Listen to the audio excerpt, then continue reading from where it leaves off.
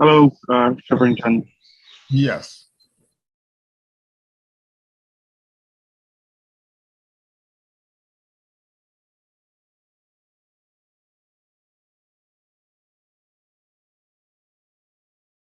The killing of another woman. Girl, he opened some blues on the girl this morning. Again? He take away your phone, she can't go on the road without tea, your family can't come over. He don't get your 1 cent now like he beating she for tea, breakfast, and dinner. And what you do? Me, I don't get involved in man and no one's story. But you don't get involved when she make the headlines though. Don't say if I the only. What you want I do? He done ban me. You your friend, you got a responsibility. Wait, you want me confront him? No, I want you to play your part to stop the violence safely. Save violence against women no more.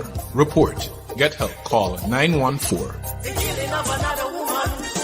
Hello, sister. I'm Val. I know what you're going through. I've been there too. Slaps, shouts, cuffs and kicks, endless licks. I thought I would never get out. This is not what love is about. Love is respect, autonomy, and equality, not emotional, financial, and psychological cruelty. There's no excuse for abuse. Say violence against women no more. Dial 914. The killing of another woman. How many more rapes, beatings, and killings must women endure? It's time for zero tolerance to gender-based violence. We shall no longer tolerate any form of violence against women and girls. And as a society, we pledge to create an environment in which they can lead safe and healthy lives. We call on our national and community leaders to stand firmly against gender-based violence and commit to mobilizing needed resources. Laws against violence to women and girls must be strengthened and implemented as we work together to provide free legal aid, shelters, counseling, and medical services for survivors. Say violence against women no more. Call the Domestic Violence Helpline 914. This message was brought to you with the kind support of the Caribbean Vulnerable Communities Coalition.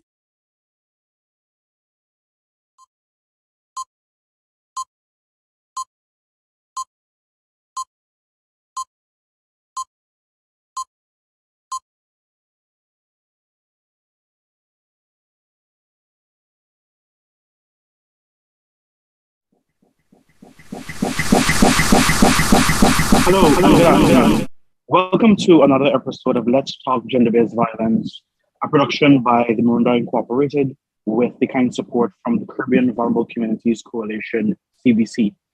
On today's episode of Let's Talk GBV, we will be exploring the relationship between masculinities and gender-based violence, and how masculinities, whether rigid or non-rigid, really contribute to the pandemic of gender-based violence that really has been plaguing our society for decades. Today, we have a panel of speakers from a diverse field. First and foremost, we have Mr. Shiverington Hannes. He's a counseling therapist and clinical supervisor. And then we have Anil Prasad, managing director from Equal Guyana. And last but certainly not least, we have Vijayarata Kisoon, a local gender advocate. Certainly, my name is Kobe Smith, and I'm thrilled to be your moderator to guide this conversation this afternoon. To begin our conversation, we want to really understand how rigid or traditional masculinity really contributed or contribute to gender-based violence. And so I want to throw this question first to Vidya. Vidya, how exactly has rigid masculinity really contribute to gender-based violence? Or what really, when we say rigid masculinity, what exactly are we talking about? Right. So, masculinity, we understand it to be how we see that if we were born with a penis, what that human being with a penis is supposed to do. And that depends on different culture, time, etc., age, and so on. And gender-based violence, the definitions that we're using now, it's any kind of violence which is used to show that what is masculine is more dominant and powerful than anything which is deemed not masculine. And of course, in the days, we used to talk, we had the binary expressions of gender, male, female, But now we understand things a little bit more. We know that gender is not on a binary anymore. But certainly patriarchy and gender-based violence are very much connected. This idea that what is male or masculine must be seen to be more powerful, more strong than anything which is not masculine. So our understanding is that from all in the cultures and so we've come from, anything that was not seen as masculine, first feminine, or if you expressed in certain cultures, same-sex desires were not seen as masculine. In other cultures, same-sex desires were okay; they were part of being male. Any of those beings were that manifested as a kind of violence, right? And this violence it's an intimate partner violence, it's a structural violence. And as we understand gender-based violence now, there's this broader thing. It manifests as sexual harassment in the workplace, sexual harassment on the street. We understand that how it manifests in structural inequalities and poverty, right? Where women's where, for example, women's earnings are less than men because of how, the kinds of work and so women do get paid less, etc. So it's not just like coughing up and slapping up, which is what we think it is, and raping and so on. It also includes a range of behaviors. And now many of our gender advocates are talking about how when we look at the climate and we look at the exploitation of the environment, because we always perceive the earth as feminine, this kind of exploitation, the language used about plunder and pillage, right, and conquering, it's all part of this idea that whatever is, masculine, whoever is doing it, this plundering and pillaging and destruction of the environment has patriarchy underlying it, that we are powerful, and therefore, because we can do whatever we want, we will do whatever we want, and especially as we think, even if we call the earth Mother Earth, right, or Panchamama. So gender-based violence is all of that. And what has basically happened is that the masculinities which exist, and now we talk about toxic masculinity, because we know masculinity varies and that many of us have ways of being male and masculine, and that we have healthy behaviors which are part of that, and we're learning about that in terms of how we relate to partners, whether the same sex or different sex, or whether we relate to our children, to our parents, and how we relate with other males, etc. But there's all these different kinds of masculinities, but there are certain things which are we learn. And basically, I mean, the idea that one, that we have to be dominant over anything that's not masculine. The second thing is that even if we ourselves are not dominant, but we see it happening around us, we're supposed to keep our mind our business and keep our mouth shut, because we don't pull up our brethren. Right? And just invoking here a wonderful campaign that was in Trinidad a couple of years ago called Pull Up Your Brethren, which says that men should hold men accountable for when they start being violent, but we don't do that. And we push, we push violence. We know too that gender-based violence, masculinity and violence are very connected. Men are more likely to be attacked and killed by other men, as we see in Guyana, right? Than anything else. And then of course the violence to self. This week there was a William James College was doing a suicide prevention workshop, and looking at their data, when you look at the fact that most of the persons who die by suicide are male, right? So and Indo-Guyanese males. So there's another, there's an intersection there of culture so that's a violence to self. So gender-based violence is part of this larger pattern of violence and tolerance of violence that we've come through. So we've got this colonial history. And all of it is saying that however we view masculinity is powerful. It's interesting as we talk about toxic masculinity, because there's this other discussion about transformative masculinity. The idea now that what we aspire to understand here, we don't have to be like how they were. We think and change. Right, we're already doing things differently. So and I talked a lot there. Kobe, you gotta let me know when to shut up. Right, good, thanks. Right. No, I don't want to tell you shut up when you're actually actually making meaningful points. But thank you for really laying the foundation there, Vidya. I want to bring Anil into the unfold. Because Vidya, you really understand what masculinity really is, what it means, and what really those perceptions are. But Anil, how exactly does the media reinforce these perceptions about masculinity? Because there are different facets in our society, but the media really, has influence and power. But based on your experience, your background, how exactly would you say the media, whether traditional and non-traditional forms of media, really reinforce these perceptions about what masculinity really is? Thanks, Kobe, and good afternoon, everyone who's tuned in. Good question, Kobe, as it relates to the media and its influence on gender-based violence and the concepts of masculinity. And before I get into that, I want to reiterate what Vidya said about the patriarchy that exists in the formulation of this masculinity that we have. And not just that patriarchy, but also the heteronormativity that exists within the framework of masculinity that exists. And that's something that we see continuously in the media, for example. And so, I mean, it is getting better now, and we'll get to talk about that. But traditionally, when we think about the media, especially in the Guyanese and Caribbean context, we think about things, whether it's movies, music, sitcoms, TV shows, whatever it is, about spaces in which a power dynamic is evident. And of course, the power dynamic is oftentimes in favor of a man, or for persons with this, as Vidya rightfully explained, this toxic type of masculinity.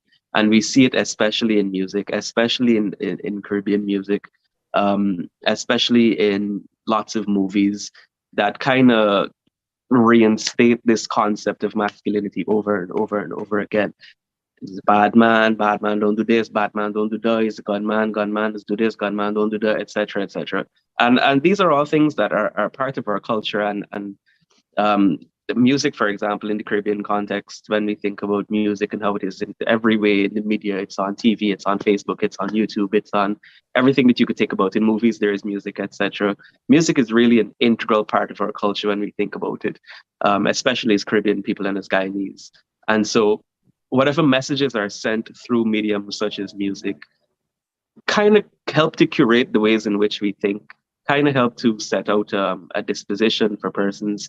And it's unfortunate, but it's the reality that a lot of what we've been seeing in the media over the past decade or so has been contributing to the concepts of this toxic masculinity, and kind of upkeeping it and saying, look, you know what, this is okay. This is what you're supposed to be. Men's supposed to do this, that's fine. Women's supposed to do this, that's okay.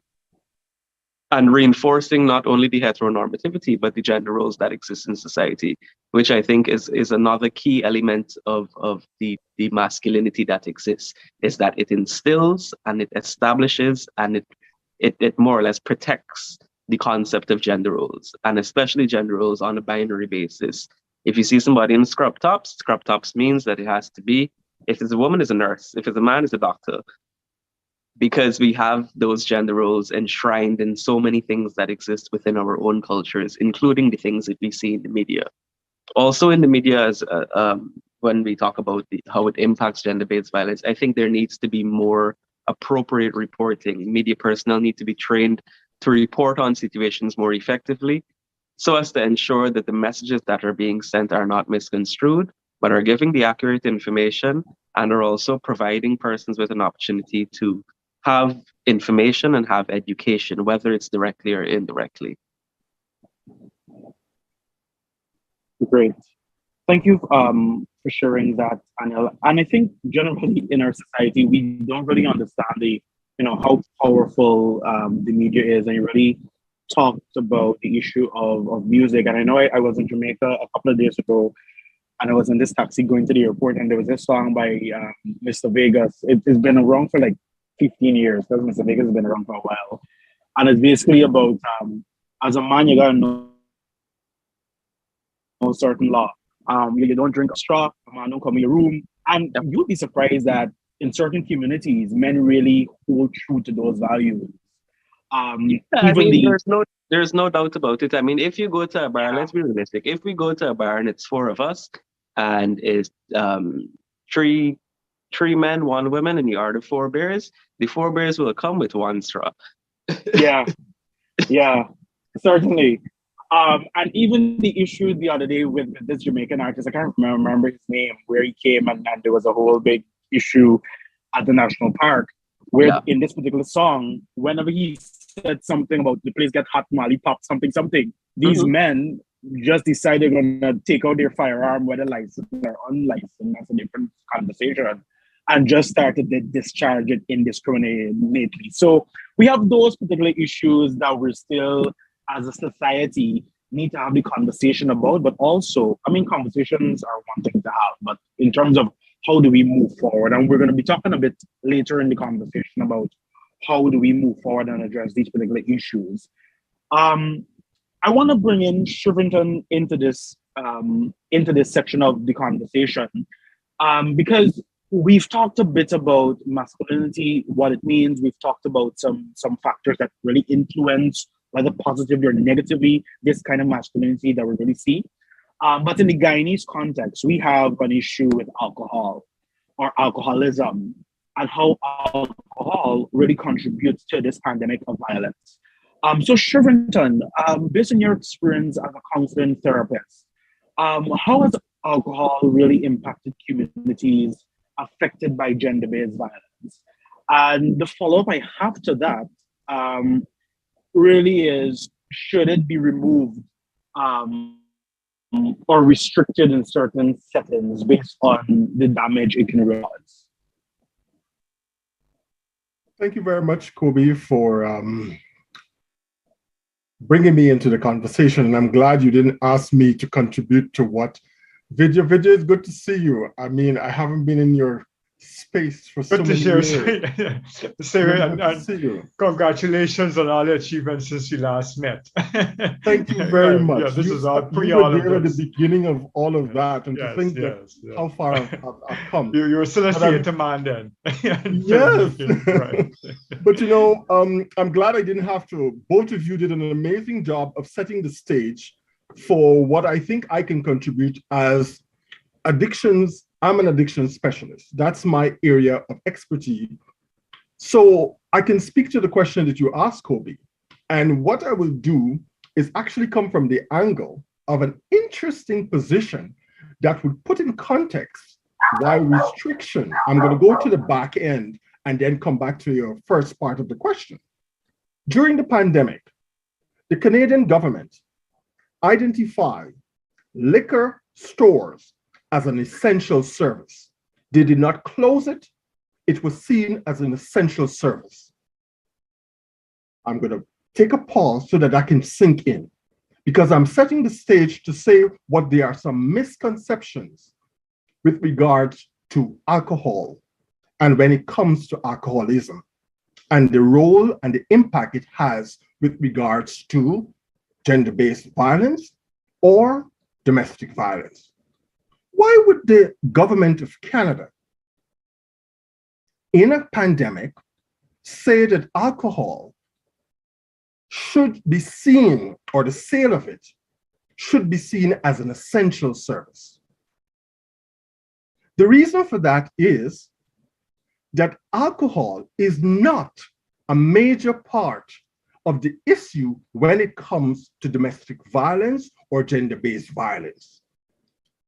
Most of what was shared before clearly identify how different cultures hold masculinity in regards to how we either dominate, control, exercise certain positions, and how right away we then have certain things happening with the opposite of masculinity and how it's treated and the interplay.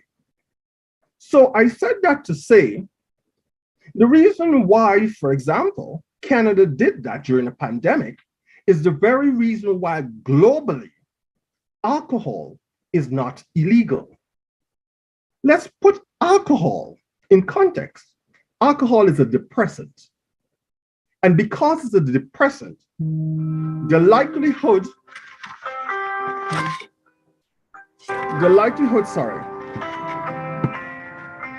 that the likelihood that a person will be violent or more aggressive in using a depressant diminishes with a depressant because the depressant slows down your central nervous system. What we need to be talking about is the predisposition of aggressive or hostile behavior that then the inhibition gets lessened with the consumption of alcohol. If it really was the alcohol, anyone that uses alcohol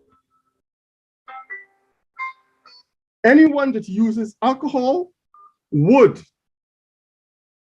become violent.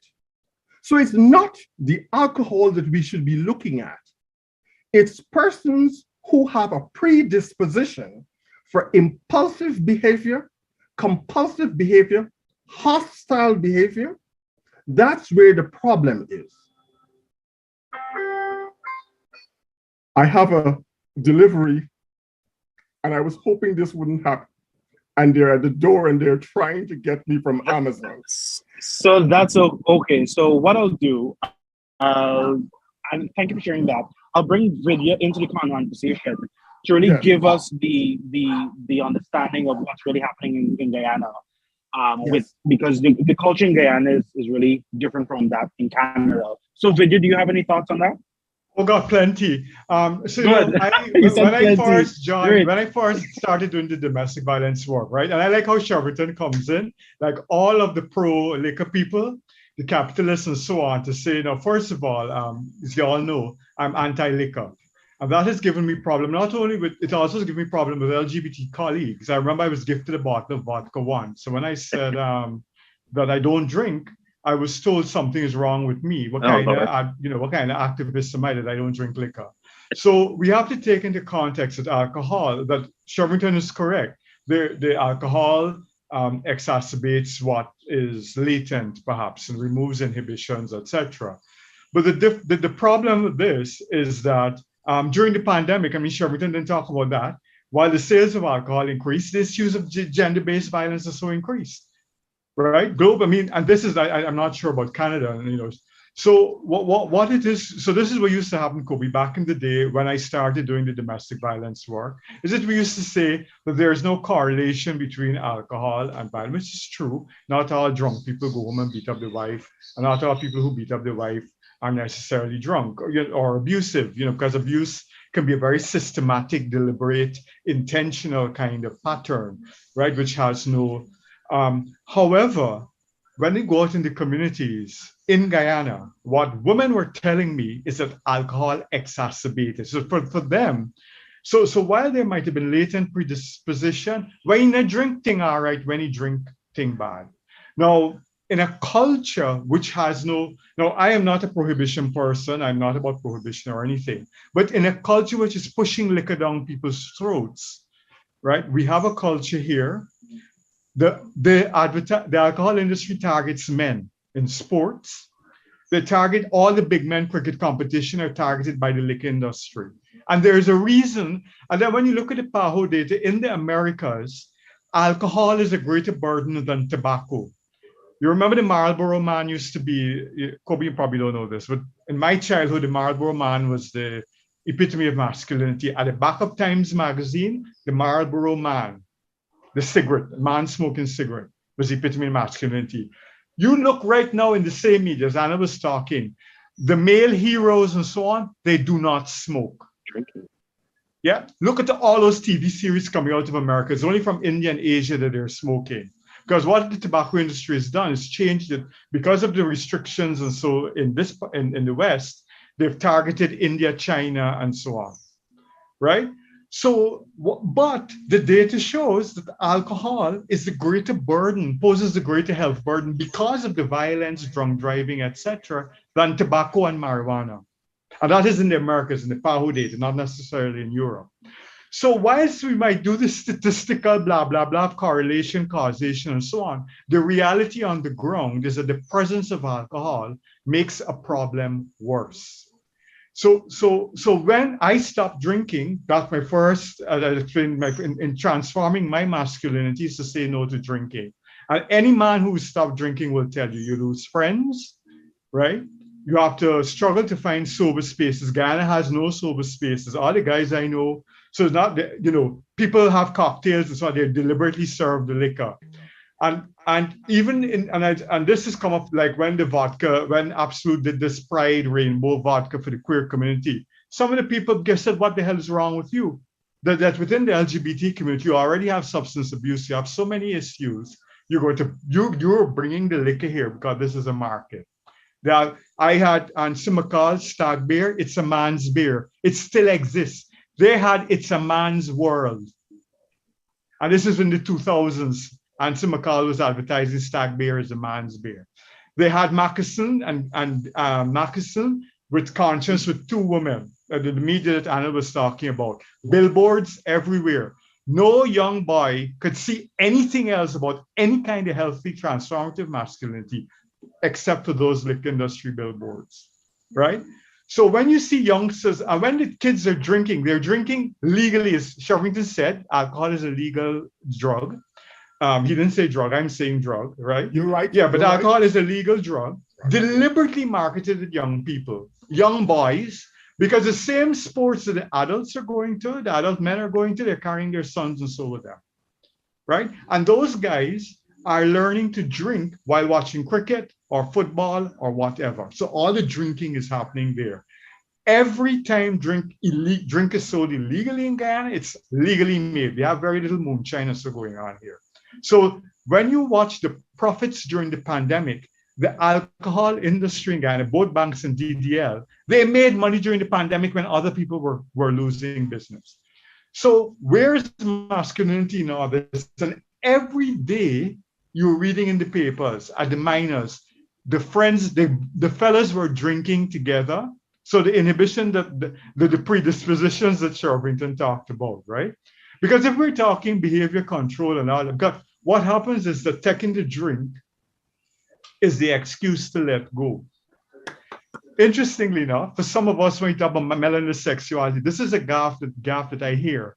Some guys cannot have sex unless they take 2 beer and bill ahead.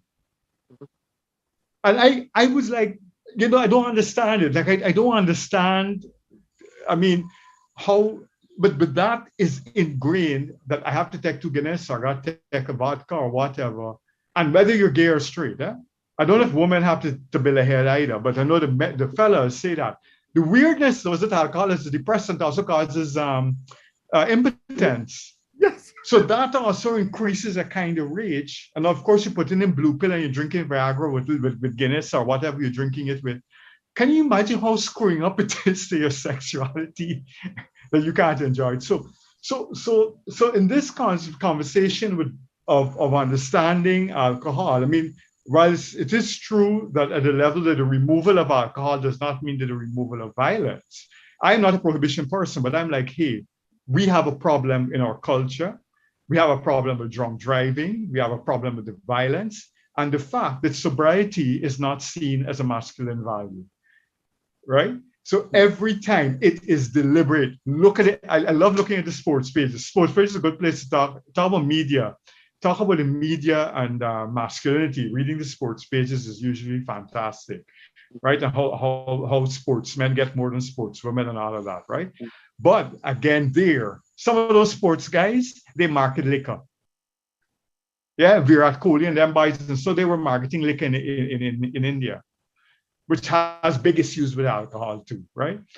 Now, another thing, Shervington talks about inhibition. What we learned in Ghana, I'll tell you something that the Paho man said in 2015 or so. And when we're discussing, when the suicide prevention issues came up, he said, while it is true that the removal of pesticides and means is critical to helping to reduce suicide, he said, before you do that, could you please do something about liquor? Because one of the untold secrets about Guyana is that the presence of alcohol and the complete and the death by suicide, because men are already going to be more violent. So if you're removing the inhibitions, you're removing all the inhibitions, and so there's no counseling that can go on when somebody is drunk, right? There's no rational thinking. So what essentially is happening is that the liquor goes with gramaxone, and that's how we got to the colloquial thing about the Jagan cocktail, about white rum and gramaxone. So it's this weird, and then when you listen to the narratives of men who did not die, but they drank poison, most often it came after they were drinking alcohol. So, but we don't have these conversations in Guyana, apparently, right? We're not going to have them because the liquor industry continues to sponsor events, right? It continues to sponsor sports. This myth that it pays taxes, that we don't balance, in our society, we don't balance out what the health burden is. But PAHO has consistently said, and they use Guyana and the Americas, I wouldn't say Canada and so, but Latin America and so it's the same issue. This issue of alcohol, but especially like on the marginalized communities, like indigenous communities and so on. So introducing, I mean, Kobe, I think it's great that you've introduced the alcohol conversation. In many GBV conversations, in many GBV conversations, we're not allowed to, or even masculinity conversations, we're not allowed to do that, to talk about alcohol, right? So, just to, as we talking, Kobe, we talk about transformative masculinities. I think one of the first things we've got to do in Ghana is to question what alcohol is doing to our idea of masculinity. The typical idea of a man taking a beer, and all the liquor ads used to have the guys drinking beer and so on, right? It very much, Banks had this wonderful thing that looked like a penis having the beer bottle had the froth coming out.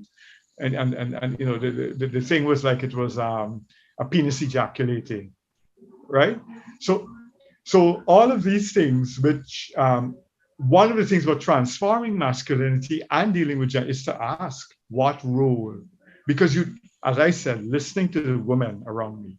The flip side, as Shervington said, what we're now learning is that many of the women who are surviving gender-based violence are resorting to alcohol to deal with that pain.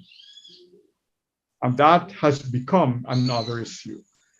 And this is something that we're not even questioning. So what has happened is that to numb that pain, and what you're finding now is that some women can only fight back if they're drunk. And when you see the recent situations of women who've killed men and so on, they too were drinking with the guys who, you know, so there's this alcohol thing that if I might as well drink as well with him.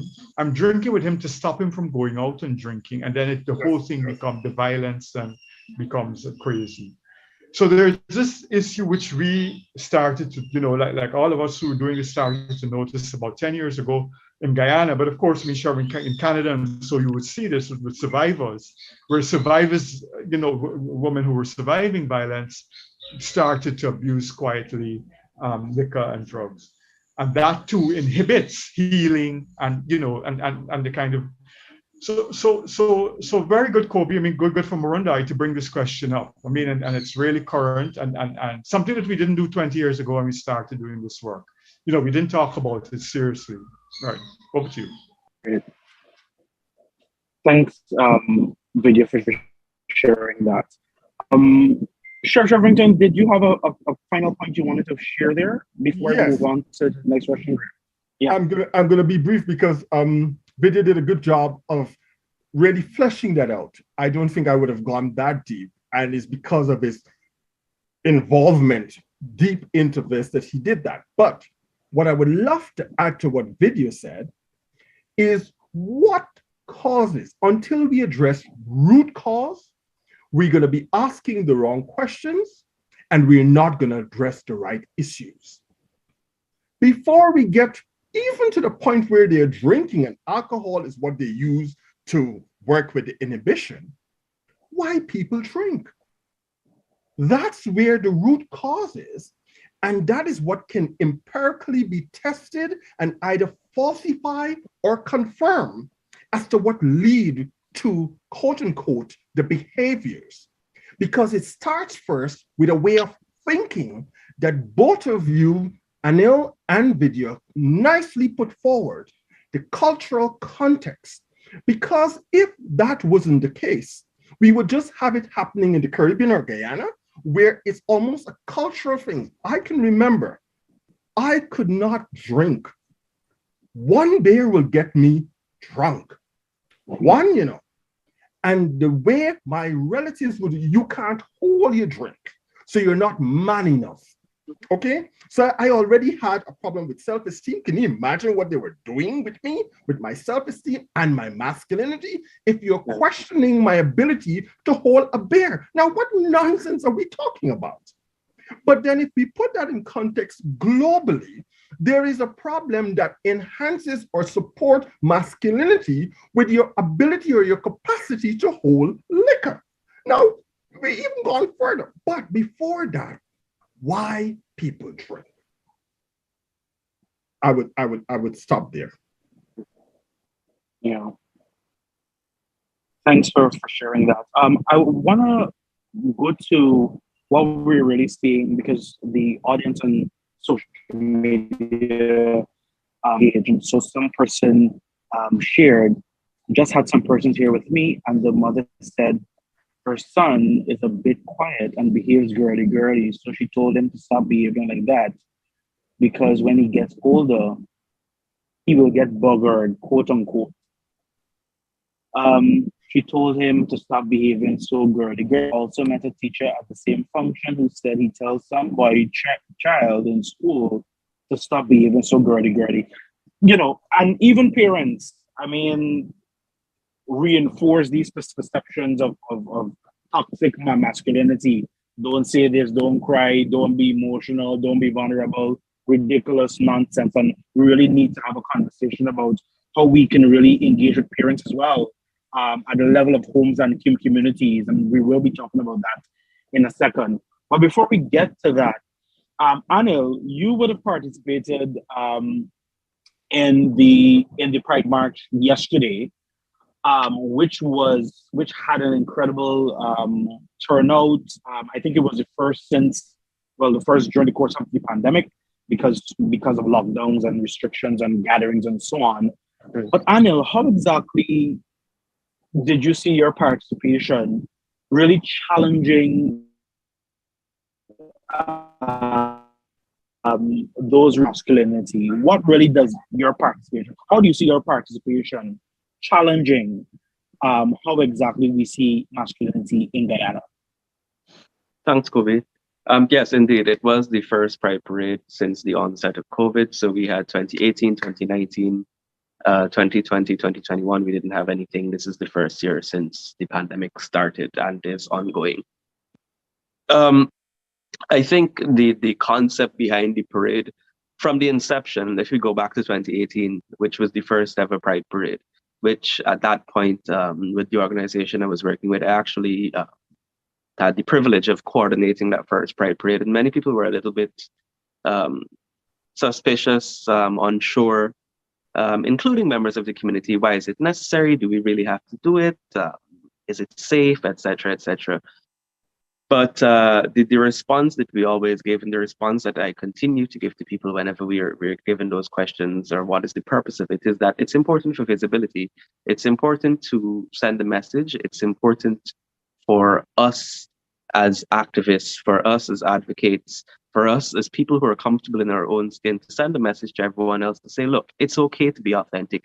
It's okay to live your lives authentically, regardless of your sexual orientation, regardless of your gender identity, regardless of your race, religion, class, education, background. It doesn't matter. It's okay to be yourself. And that's the message that we want to send. If you want to go march down the road prior to the Pride Parade, by all means, do it. And it's just not LGBTQ people in the parade, as I'm sure you've noticed in some of the photos. It's also allies, supporters, people who we've never seen before, etc. And it's a celebration. It's a celebration of many things, a celebration of our diversity. And in the Guyanese context, I think that is especially important, because we praise ourselves so much for being such a diverse land with so many peoples and so many cuisines, etc., etc. But still, we have this perception that diversity still has a limit. You know, you can't go past this. You can't have sexual diversity, no. We can't have gender diversity, no. But we must celebrate our racial diversity. We must celebrate our cultural diversity, and we should celebrate all elements of diversity, really and truly.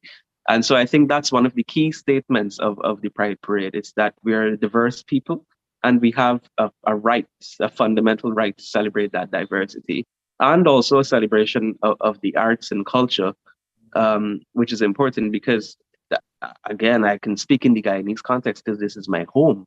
The LGBTQ community as far as I'm concerned, are gatekeepers of a lot of the culture and arts that we hold true to our hearts as Guyanese.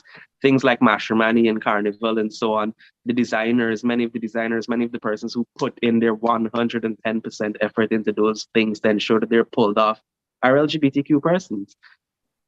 And so I think that also sends a message that, look, not only are we here and we need to celebrate our diversity, but also that we play an important role in upkeeping many of the things that we hold close to our hearts as Guyanese.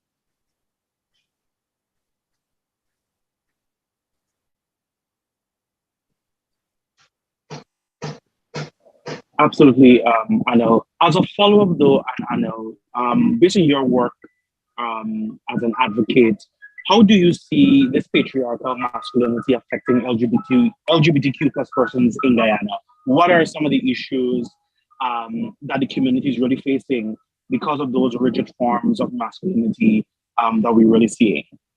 Well, it's just, I mean, it's the same thing we're going to talk about over and over again. The patriarchal and heteronormative ideologies that exist prescribe and more or less identify to society as a whole that this is the way it should be. It should be man and woman and nothing else.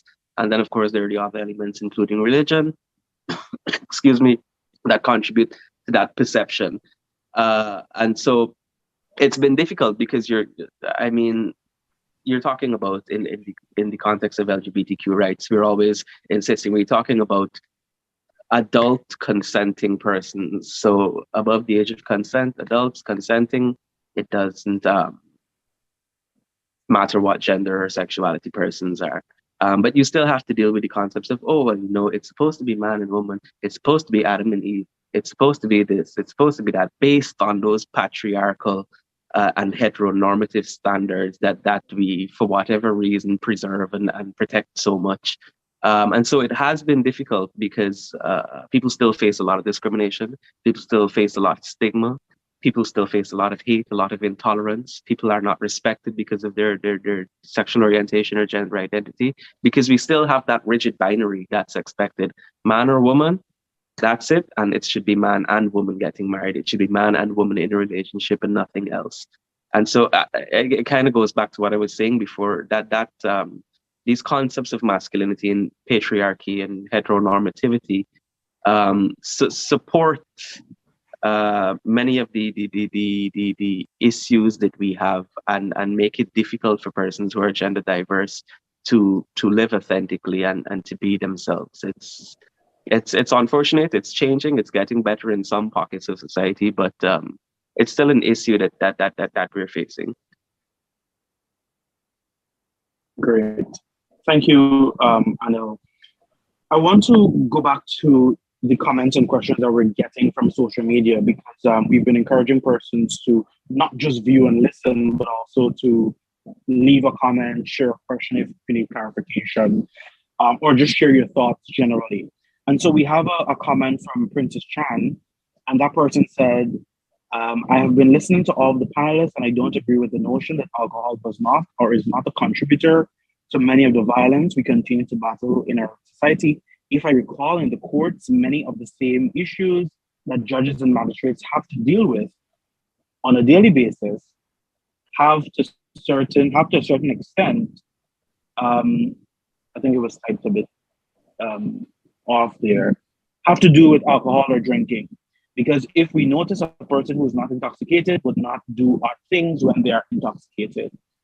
Interesting view by Princess Chan. Then we have another comment from, is actually a comment and a question, from Jeremiah. Men are providers. Does this group understand how this economy and society has destroyed men's function as providers? So would anyone want to respond to that? If you understand that men's roles apparently have been destroyed, or men's functions have been destroyed. I'd certainly like to put in my 2 cents. It won't be much. Sure. Yeah. But this ties in back to what I said earlier, and I know a lot of what I'm saying probably sounds very confusing, but it makes sense in my head. And so it goes back to the gender norms that I was talking about earlier, and how the rigid masculinity has protected those gender norms and formulated. And I mentioned earlier, oh, you see the woman in the scrub top, it's a nurse, but if you see the man in the scrub top, it's a doctor, it's doc.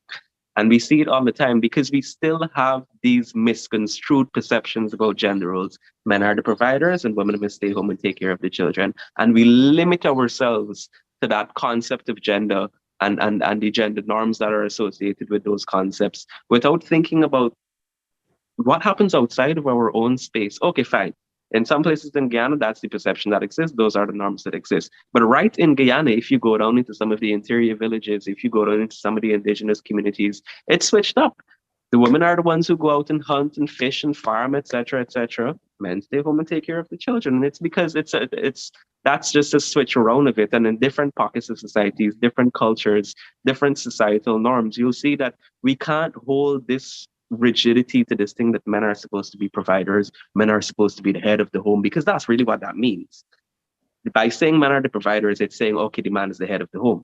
And that's not the case. Why do we have to continuously ensure that we are protecting that clearly flawed ideology? I'm unsure about it. I don't see why women can't be providers. I don't see why a trans woman can't be a provider. I don't see why a trans man can't be a provider. I don't see why a gay man can't be a provider. It just doesn't make sense to me. Certainly. And we also don't realize how that kind of notion really contributes to the violence that we see, because men see that kind of understanding and say, listen, if I'm providing, then you can't go out. Then you can have friends. Then Not just that, but also let's tie it into what we're discussing this whole already. thing, yeah. Let's tie it into what we're discussing. I'm a provider, so if I decide I want to go out every other night and sit down with 3 of my friends and get drunk, sure, I'm the provider. Yeah, certainly. So we have just about 13 minutes remaining. And I want to bring Shivington back into the conversation to really talk a bit about the issue of mental health and psychosocial support. Shivington, how important do you think is mental health support towards addressing behaviors associated with violence, rigid masculinity? And as a follow-up to that, why aren't men and boys really seeking mental health support at rates like women do traditionally? Excellent question. And I actually get to read something that I prepared because I don't want it to go off target. Okay. Men are globally erroneously socialized and culturally conditioned not to recognize that they are human beings. What I mean by that is all the things that you put forward, Vidya and Anil, is supported and reinforced. You said you really don't understand. You know why? We cannot have our religions with a male personage and expect that we are then going to put a female personage superior to that. When we address that core belief, that's how we have the superiority complex that shows up with things like a man does not have feelings. And if he doesn't have feelings, he shouldn't recognize when he feels something. Those are the things that lead to people having maladaptive bad ways of coping, and they turn to substances to feel okay. When we can address that, the World Health Organization says this, and some people don't like to hear me say this, but I'll say it. I'll go on a mountaintop and I'll say it. Mental health, not an illness. Illness is schizophrenia, bipolar, depression, anxiety, personality disorder. Those are illnesses. Your mental health, when we get this clear and get to a place where we can talk about it and be comfortable with it, men will come forward. The other reason, and this I really want to address, we have to change the words that we're using to describe people who are the ones who abuse. You notice I said the ones who abuse? Because it can flip anyway for the person who feels more in control. You cannot refer to someone as a perpetrator and they're going to come forward for support. You've just villainized them and you've said that they're monsters. Why would a monster come forward? First thing, most monsters don't think they're monsters. The demasculation of men is why men would buy into the stereotypes that they're given that says, do not recognize that you have feelings. Men don't cry, which means that you are not a human being. That other than your penis, and Vidya, you said this beautiful at the beginning, once you're born with a penis. I like that, because that's all it is. Take that out and you do what human beings do. You either fight in the face of fear, you flee, or you freeze, the one that we don't talk about. And what is freeze? In most cases, and Kobe, you asked a very good question last week, why women stay in abusive situations. Is something wrong with them?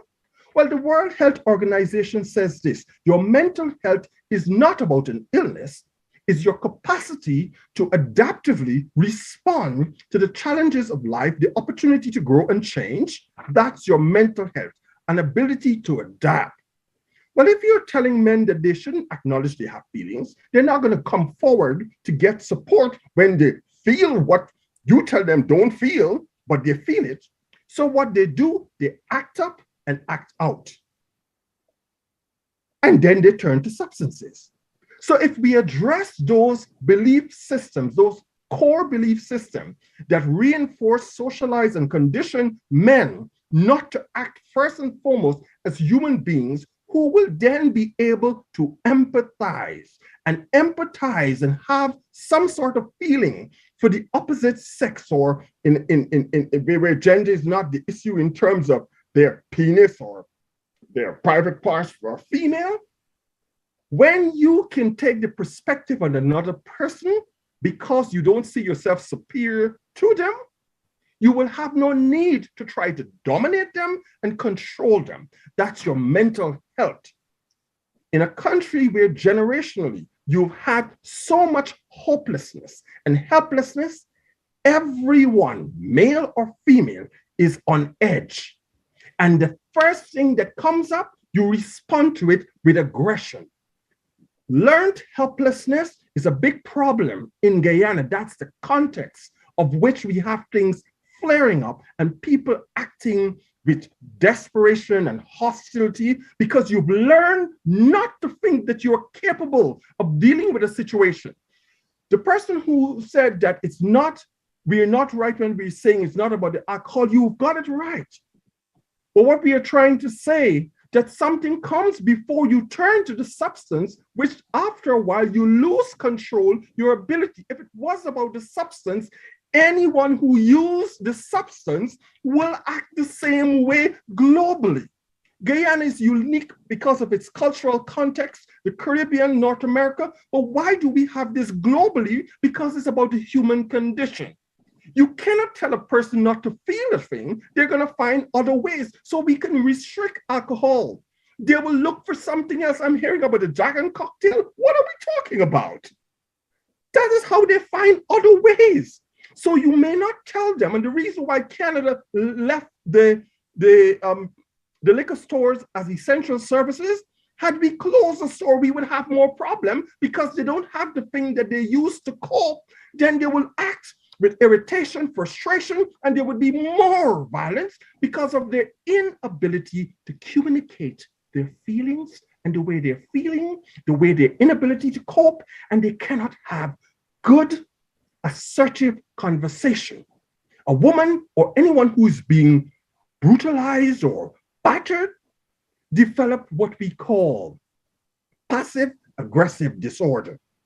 She would not outright try to fight, but she's going to be condescending, and that triggers the man. No person get into a relationship with the intention to abuse. Then they have an illness. But something in their ability with lack of boundaries lead to the point where the person who feels that they're not being taken seriously, that they can go out and have 3 nights a week and drink with their friends, will retaliate. So those are the things, unfortunately, I think needs to be identified and addressed and have these discussions so people get a little more comfortable with them. I rest my case. Thank you for sharing that, Shervinton. Final question, and we need to do it in 5 minutes. So we need to keep our responses brief. How can communities really contribute or participate in healing to respond and address gender-based violence? What kind of interventions, mechanisms, initiatives, what are we doing? And if we are doing some things, are these things working? If they're not working, what more could be done? Because we are aware that organizations do different things, government agencies are doing things, community groups, but what exactly needs to be done at a community level where persons in the community participate and contribute in this way of moving forward, not just in preventing gender-based violence, but responding in particular cases where it does raise its head. So let's take Vidya, Anil, and then we have closing remarks by Shervington in 4 minutes. So a minute each. Sure. Quickly, I mean, Kobe, healing community is really critical in Ghana. Now, the first level is about bringing awareness to an issue, and many community groups have been doing that. But the next thing is about support, because very often it is left up to the individual person to go and get to the therapist or get to the police or something. So there's got to be something that says that I can go with you. I will go with you to the, to make the report. I will go with you to the court. I will go with you to do whatever you need to do. So support is key. And then accountability. Many of the abusers are powerful persons in our society. We have Slap and Strip Berry, who's an MP, right? So there's a hypocrisy and a dysfunction in our community where we are not consistent in terms of how we hold abusers accountable. But what has happened is that, Sherman says calling them abusers might stop them, but accountability means that you first of all, when I call you an abuser because of your behavior, it could be the first step to transformation. Accountability, holding you accountable means that I can then give you the opportunity to then go. But in our society, we don't do that. We believe in punishment. So when somebody's racist, you want to cuss them down, or that miserable story this week about the tourism story and so on. There's no space to have a conversation, say, okay, how do we change or transform? How do we unlearn what we know and then learn these new things which we don't know, which will help us to be healthy? And so in this, community also means accountability, right? So it's awareness, support, and praises to all groups. A community group in Berbice, for example, one of their members is going to be doing a film about being gay. And I think this is the first time in a rural community we're seeing that. And that's the community group providing support for that individual to be himself, as Anil was saying. So there are many ways in which communities have done that, right? So a lot of work on that. I think that's 1 minute. That's like 2 minutes, but it's fine. Anil, 30 seconds. I'm just going to reiterate what Vidya said. I think social support is important, especially in situations where we're talking about gender-based violence at its climax, when it becomes actually physical, etc. I think even before that, in some instances, it's important to have strong social support, which oftentimes is lacking at the family level and is needed externally. And so I think having strong social support coming from the community is important. Education is also important. And especially education of youth and children is important. I have a very strong belief. Old people don't old, they're stuck in the ways. It makes sense to worry if you fix that right now. They can die anytime soon anyway. But you have to ensure that you're carefully making information and education available to the generations to come, to ensure that those are the persons who take up the mantle and are taking up the mantle now and creating the positive change we want to see. Great. Shervington, 30 seconds. I go with what Anna said. For me, it's about education and engagement. we have to reach out and engage and then educate. We cannot change something unless we change the beliefs that promotes the behavior. It doesn't go the other way around. We can't address the behaviors without addressing the belief that promotes the behavior. That's my 30 seconds. Wonderful. This has been another episode of Let's Talk Gender-Based Violence, a production by Miranda Incorporated with the kind support from the Caribbean Vulnerable Communities Coalition, CVC. We want to thank our panelists. We also want to thank our viewing audience. Also, thank you to our technical team at Virtual Solutions Guyana. Kindly join us next week, next Sunday at 3 p.m. Follow Marundoi's Facebook page as we bring to you another episode of Based Violence. My name is Kobe Smith, and it was a pleasure being your moderator this afternoon. Stay safe and let's continue some blues on the girl this morning. Again, take away your phone, she can't go on the road without tea, your family can't come over. You don't get your 1 cent now like you beating shit for tea, breakfast, and dinner. And what you do? Me, I don't get involved in man and no one's story. But you don't get involved when she make the headlines though. Don't say if I the only. What you want I do? He done ban me. You your friend, you got a responsibility. Wait, you want me confront you? No, I want you to play your part to stop the violence safely. Save violence against women no more. Report. Get help. Call 914. Hello, sister. I'm Val. I know what you're going through. I've been there too. Slaps, shouts, cuffs and kicks, endless licks. I thought I would never get out. This is not what love is about. Love is respect, autonomy, and equality, not emotional, financial, and psychological cruelty. There's no excuse for abuse. Say violence against women no more. Dial 914. How many more rapes, beatings, and killings must women endure? It's time for zero tolerance to gender-based violence. We shall no longer tolerate any form of violence against women and girls. And as a society, we pledge to create an environment in which they can lead safe and healthy lives. We call on our national and community leaders to stand firmly against gender-based violence and commit to mobilizing needed resources. Laws against violence to women and girls must be strengthened and implemented as we work together to provide free legal aid, shelters, counseling, and medical services for survivors. Say violence against women no more. Call the Domestic Violence Helpline 914. This message was brought to you with the kind support of